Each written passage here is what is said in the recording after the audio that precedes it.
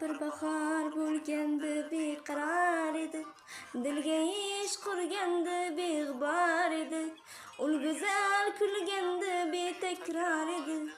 Bu hali 18 yoshimda edi. Bu hali 18 yoshimda edi. Jidazor poyoni hech ko'rinmasdi, tonggacha kezardik ayrilmasdi. Bizlarga baxtlar qushlar tinmasdi. U hali 18 yoshimda edi. U hali 18 yoshimda edi.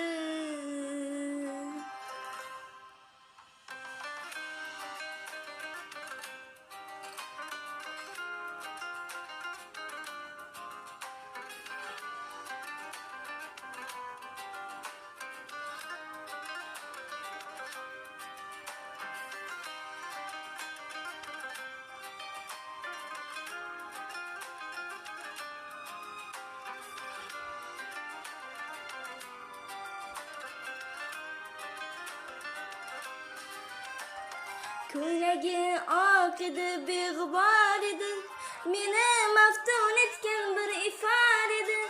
17 yosh qizning hidi bor edi.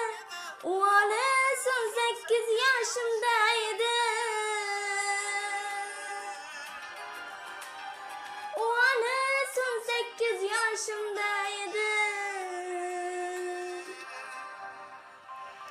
Jidazor poyoni hech ko'rinmasdi, tonggacha kezardik ayrilmasdi.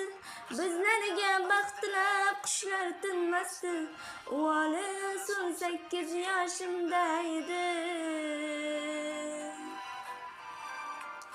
U hali 18 yoshimda edi.